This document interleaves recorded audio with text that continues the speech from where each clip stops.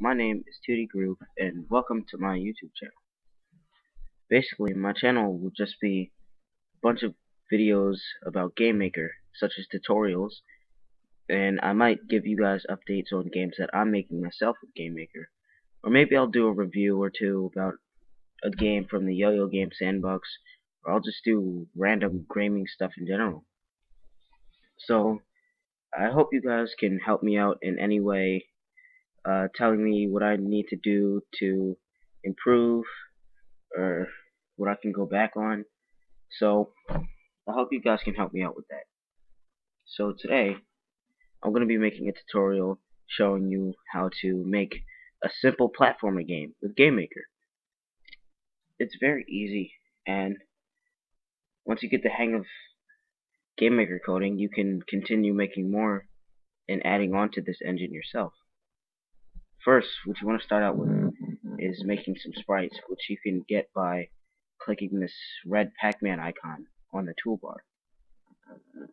I have a player standing still, looking both ways.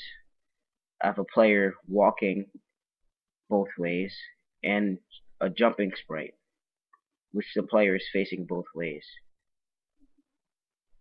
So, I also have a grass sprite and a dirt sprite for the room. What you want to do now is make some objects by clicking this blue circle also on the toolbar, and you'll make an object in which you can name player or whatever you like to, and give it the sprite of your player standing still. And then when you go to add event, you can go to keyboard right. So that just means as long as you're pressing the right key. And then you can go to this tab over here, the control tab, and do check empty, which is the dash circle. You can drag that in and go to x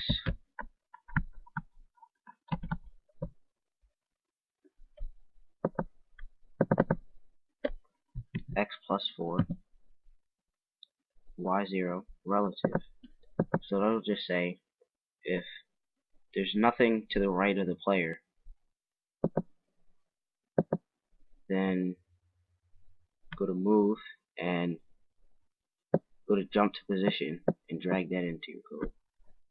And then do x plus 4 and check relative. So if there's nothing to the right of the player, then it'll go to the right of the player. And then you can just copy that for all the mouse buttons, for all the buttons. So I can do keyboard left,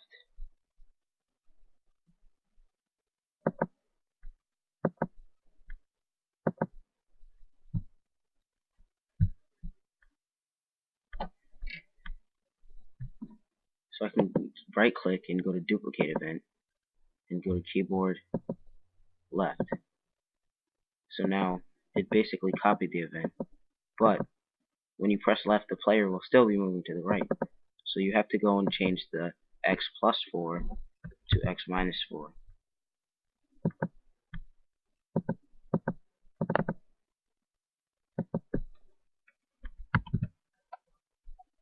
So now your player can move left and right. Since we have multiple sprites for the walking, you also want to make the player be able to change to the different sprites.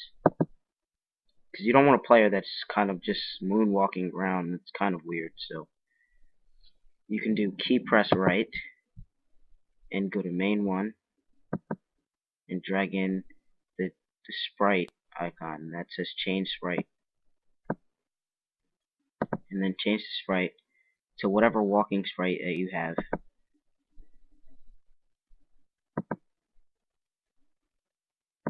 And then go to key release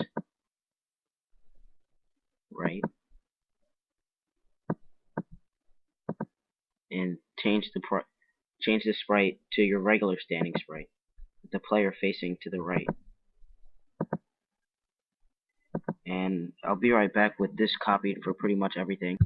Okay, so now I have the key press left, where the player changes into the walking sprite, where it'll walk to the left, and the key release for the left, where it'll go to the standing sprite again.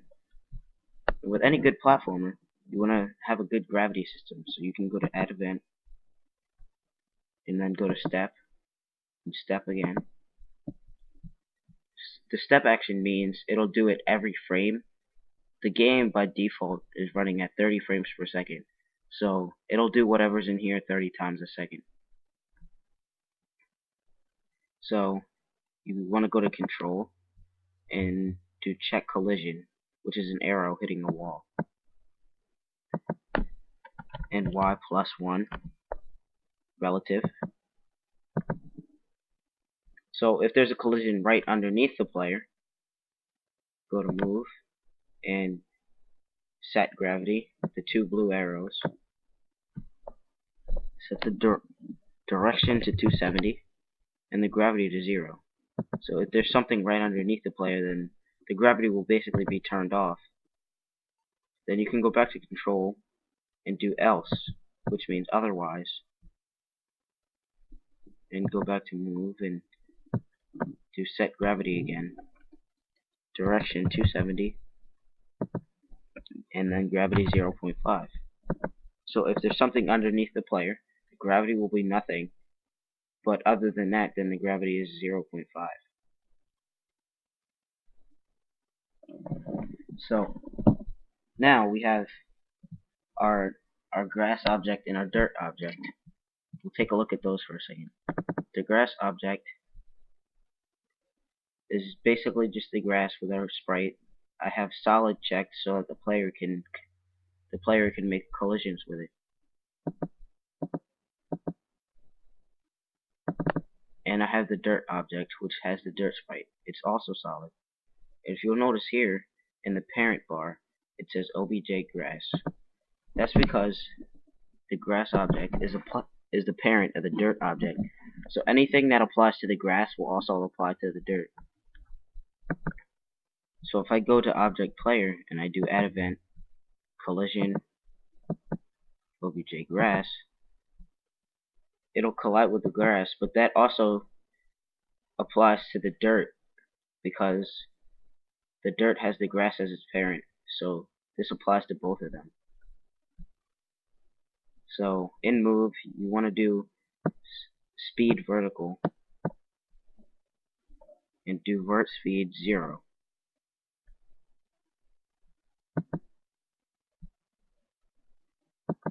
So now when you make a room by pressing this window icon at the top, you will create a room,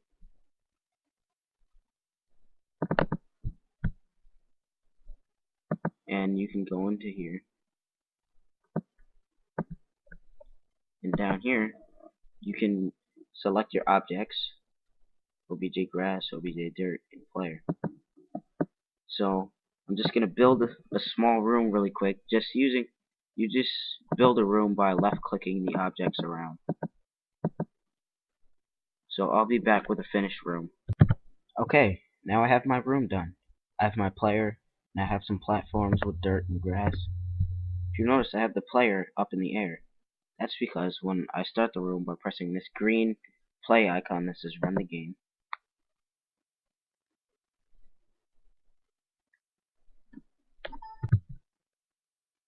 the player,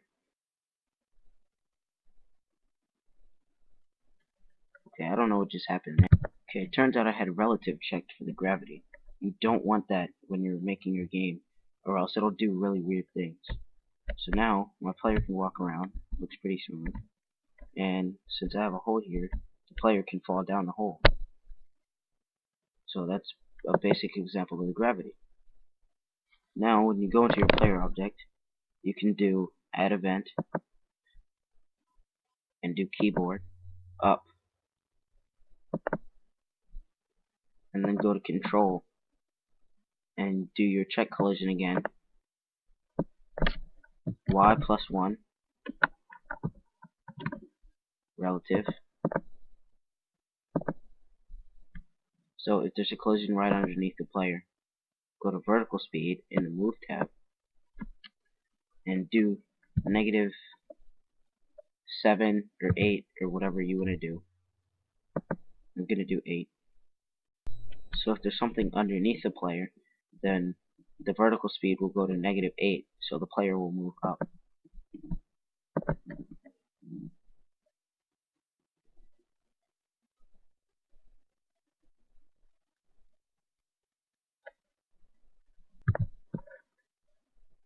So the player enters the game, and you can now jump.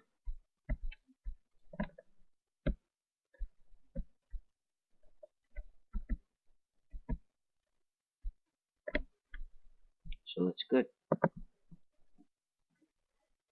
Now, also, what we want to do is go to key press up, and go to control. Now go to the variable section at the bottom, and do test variable. And then for this, you want to do sprite underscore index is equal to SPR underscore player underscore walk underscore just walk. Well, that's the name of my player's walking sprite when it's walking to the right. If you have a different name, that's fine. So you can drag in the start block, the up arrow, and the end block, the bottom arrow. So if the sprite is the walking sprite, then go to main one and drag in your sprite, your change sprite, and change the sprite to your jumping sprite where the player is facing the right. So if the player is walking, when you press up, it'll turn into the jump sprite. And you can basically repeat this sprite underscore index equals SPR underscore player underscore walk underscore left this time. So if the player's walking to the left, then change the sprite into the jumping sprite where the player jumps and it's facing the left. So you see, when I enter the game, if I just jump when I'm not walking, the player's sprite won't change. But if I'm walking, the player now changes the sprite to the jumping sprite.